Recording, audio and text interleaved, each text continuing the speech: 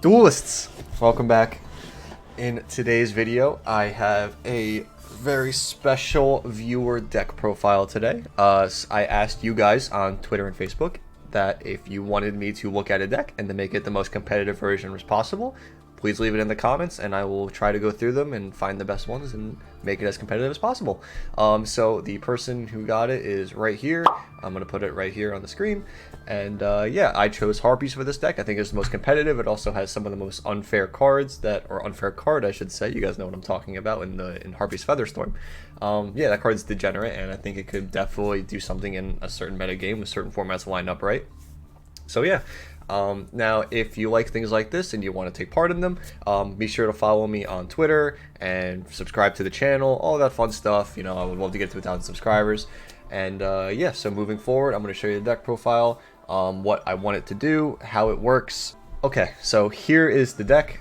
So as you can see, I don't own all the cards. So the way that I did this, and that I'm going to be doing this in the future for the most part, is because Master Duel has a limited system for getting cards. Obviously I have to have crafting material, I have to be able to buy packs and all that stuff, and I'm not rich. I do not buy packs in this game. So far I am still fully free to play, but what I do is I make the deck list on here. I will take it over to Dueling Book, I will test it on Dueling Book, and then I will just bring the finished deck after being edited back over here into Master Duel so I can show you guys what the best version is. I think that's the best way to do it. So if you guys want to craft it, feel free. But just so that you know, if you see everything all faded black in any of my videos, the deck is being tested in Dueling Book. That is then being transferred back after being edited version back to Master Duel. So yeah, I just don't want you guys thinking that I'm not actually testing these decks. This is something that is being tested. So yeah, the actual deck profile. I play 3 of the original Harpie Lady. This has to be the one because it is the only vanilla monster, and we need to be able to summon it off of Unexpected Die. 3 copies of Maxx C because it is the best hand trap in the game. 3 copies of Ash because it stops the best hand trap in the game. 1 copy of Barrier Statue of the Storm in Master Duel. We do not have the Simorgh Bird of Sovereignty banned, so we can still go into this to lock out a lot of decks. 1 copy of Harpie Queen. This is just so that it's searchable, so we can get to our Harpie's Hunting Ground to be able to stop back row decks. 3 copies of Harpie Channeler because Channeler is a great starter, be able to summon multiple monsters. Super awesome, and it can get to our Perfumer, which can get to Elton Egotist to be able to start popping off to do some plays. 1 copy of Harpie Harpist. It's okay recovery. It's also good for bouncing, but it's not the best one. It's just a little slow in my taste. That's kind of like a reoccurring theme with a deck like this, is because it's very slow. It doesn't put a lot of like combo plays. You're more of looking for one thing to do, doing it, and then just killing your opponent next turn because you can lock them out with what you're doing. 3 copies of Harpie Perfumer. This is really good because it gets Egotist, and then you can start getting into an immediate rank 4, or go for a Link 2 play, or go for the Synchro play in Cyber/Harpie Lady. So it's very strong. 1 copy of Harpie Oracle. This card's very okay. Again, you're never really getting the first part off unless you have the Synchro on the field. But it's good to add back things from your graveyard like Elegant Egotist and whatnot. So overall, it's okay. And then going into the spells, we do have 3 copies of Elegant Egotist. This is the best extender just because it summons a Harpie straight from the deck for free. 1 copy of Harpie's Feather Duster because it's searchable. So if you play against something like the Degenerate Elrich deck, you don't immediately lose to that. You have a searchable out to it. You also have, like I said before, Harpie's Hunting Ground, very good against it. So you have a lot of good things going for you against the back row decks and against the combo decks. 3 copies of Unexpected Die, just a free body on the field, doesn't cost anything. 1 Harpie's Feather Roost. This card is very okay. It's like a little Pot of Avarice, but overall, to be able to do it and to get the draw 2, it takes a little bit. You have to pretty much do a full combo to be able to need this, and if you're full comboing, you probably are already winning the game. This is just kind of if you top deck later, if they stop you somewhere, or if you draw it later in the game, if it drags out, if you get hand trapped, that's where this card comes up. But yeah, overall this card's okay. It's probably cuttable, but it's just something that I think was worth mentioning. 3 copies of Pot of Prosperity because there's a lot of really good cards in this deck that we want to see, and you can definitely banish 6 from this extra deck if you want to see them. Again, 1 Harpie's Hunting Ground for the back row decks. 3 Hysteric Sign. This is the bread and butter of the deck. This card is absolutely insane, and there's also some funny combos with a Link monster with this card, so it's just something to take note of. 2 copies of Called by the Grave. We want to be able to stop Maxx C, stop Ash Blossom, stop all that stuff. We want to be able to keep playing and do our combo as much as possible so we can lock our opponent out. And then we have Harpie's Featherstorm, the best card in the deck by far. This is pretty much what the entire deck is based around. If you resolve this card, your opponent should be ending their turn for the most part, as long as it's not like a trap deck. But if you resolve this card, the game's going to get dragged out, and then you can just beat them the next turn. So ideally, what you want to do is you want to set up either a Simorgh with a Harpie, or just a Simorgh to be able to summon a Harpie with this being searched in your hand through Hysteric Sign the following turn. So during your opponent's turn, you can lock them out for the turn, and then on your turn, your Simorgh will resolve again to be able to summon out things like a Harpie Channeler, and then you can just play from there. It's very, very good, very, very strong. It's just something that is completely unfair, and I think this card probably shouldn't be legal, but it is at 3. And then we have one copy of Hysteric Sign, Hysteric Party. Hysteric Party is a very situational card. Back when this like all the support first came out with the Channeler and whatnot, this card was way better because the format was so much slower. Now you kind of have to get lucky that they don't destroy this at all, or else it's just kind of messy. You don't need this to kill your opponent when we have something like Simorgh. Simorgh kind of replaces it in that end, where if you set up your board and make some more, you can just kill them anyway with Channeler next turn, rather than having to use Hysteric Party to be able to go for the full kill. But it's still, like, I kind of leave it in here as like a sacky one of. It's kind of funny, you know, if you resolve this late game and they don't expect it, you can just completely blow out your opponent. So it's just something that I think was worth keeping in overall, but I don't think you need more than one of it. You can play 2 if you want to see it a little bit more, but that's up to you. Going on to the extra deck now, we have 2 Cyber/Harpie Lady. This is the only above level 8 Harpie that we play, so it's what triggers all the other bonuses for the Harpies.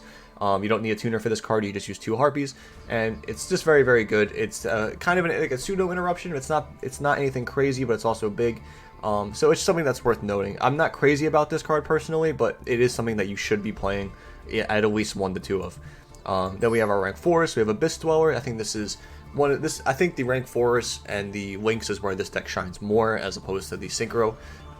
So yeah, Abyss Dweller is very good right now against things like Drytron and Elrich. You can be able to turn off those cards in their graveyard so that they can't reoccur Vantage or try to make a comeback on you. Lightning Chidori is also an excellent card. Being able to remove 2 cards on the field for 1 Exceed monster is super, super strong. And then we have a little package here for the next 4 cards. So we have 1 Tiger Motor, 1 Trident, 1 Borbo, and 1 Chakanine for the Zodiacs. So what this does, this allows for any 2 monsters. You can go into the Chakanine and then go into something like the Borbo, Tiger Motor, or Trident in the middle of it, and then you can pop with the Trident in the middle if there's something that could be an interruption. And then you can go Borbo, attack directly, and then slap a Zeus on top of it with multiple detaches. So the way I have this set up right now is you can go, let's say you get 2 Harpies on the field, you can say normal Harpie Lady, activate Alkanika to summon another Harpie Lady, overlay for, let's say Chakanine, and then just go Borbo, and then Borbo attack directly for 0 damage, but then you can go Trident, Tiger Motor, Zeus. That is 6 materials under the Zeus, that's why I chose this number. So you can use effective Zeus 3 times to be able to clear the board if they have something like interruptions.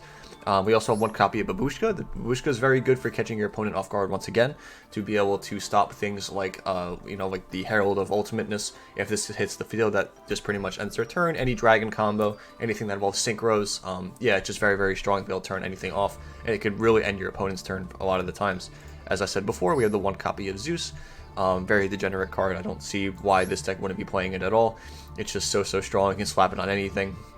But again, it's mostly for the Zodiacs. Going second, it's such a way to, how can I word it, to break boards so easily. So you have outs to back row decks and combo decks. I think that's the biggest strength to this deck, is because you have Featherstorm for combo decks, you have Feather Duster, Zeus, Hunting Ground for the back row decks. This actually has some kind of merit to be able to beat both of them. So yeah, we have the 1 copy of Nightmare Phoenix. This is just generic back row removal, nothing too crazy. 2 copies of Harpie's Conductor. This card is also very mediocre. Like, the actual Harpie extra deck monsters aren't that crazy, but they are Harpie monsters, which can be used for Feather Rest. They do work with Featherstorm from the hand. So, like, again, they're very okay. Being able to bounce something, destroy spell or traps, it's okay. Nothing too crazy, like I said. This is the main, like, bread and butter of the deck, I would say, is Barricade Board Blocker. So what happens is when you link summon Barricade Board Blocker, you can discard a copy of Hysteric Sign to then be able to add Hysteric Sign back in the end phase. So what this does is you can make the Barricade Board Blocker, and then you link off the Barricade Board Blocker after using the effect discarding Hysteric Party, or Hysteric Sign, with another Harpie Lady, and then you can go into some more, because it doesn't matter as long as there's 1 Winged Beast. So you use the Harpie as the Winged Beast, and this is the link 2 to go into the link 3 Simorgh. then what happens is during the end phase, all of this triggers. Hysteric Sign's going to trigger. It's going to add you Featherstorm. It can add you a Harpie's Feather Duster if you want. It can add you a Channeler if you want, a Perfumer. There's so many Harpie cards this card can get, but the point is you get Featherstorm. It's the main one. And then your Barricade Board Blocker is going to resolve, and you're going to add back that same Hysteric Sign to your hand. So you get 4 cards to your hand. And then your Zamorg is going to trigger to be able to either summon the Barrier Statue of Storm, or you can summon another Harpie monster so that during their turn you can activate Harpie's Featherstorm. That just depends on how many Harpies you have on the field and or grave. If you can get a Harpie on the field with the Zamorg, you can summon the Barrier Statue. If you don't have one, you can get something. You can get a Harpie monster to Featherstorm them to end their turn pretty much. So that's kind of the gist of it. So the logic is, right, if you're playing against a back row deck, you had Feather Duster, right? So they're screwed in that sense because they have to set back row up, and then you just beat them anyway next turn. If they were playing a combo deck, you add the Featherstorm, and then you just Featherstorm them on their turn, and then their turn has to end anyway. So regardless, when you make these choices, you win the game no matter what, because you're set up for both types of decks. Also, you're going to be having a Harpie Channeler coming out through the Zamorg. So let's say you don't use the Harpie's Feather Duster, but you use the Featherstorm, or vice versa. So you can actually discard Harpie's Feather Duster or Harpie's Featherstorm with Channeler. So whichever one you don't use in that situation, you can just combo for next turn and be able to beat your opponent and just OTK them. Again, that's something that's worth noting. It's very, very stupid, the fact that you can do that. But yeah, you could, whatever you don't use, it's just discard fodder for Channeler. So that's kind of like insane in my eyes to be able to beat any matchup. So yeah, overall, that's the game plan with the deck, the reason why I have everything in here. And I hope you guys enjoyed the video. If you guys have any more suggestions for videos like these, please leave them in the comments or comment on Twitter, anything like that, any of my community posts. Feel free to let me know. I love making decks for you guys. I love going through other decks that I don't really mess around with much. I think it's very fun, most enjoyable part of the game in my opinion. But yeah, feel free to like, comment, and subscribe, all that good stuff. Follow me on Twitter or TikTok, whatever it may be, and I will see you guys in the next video. Bye.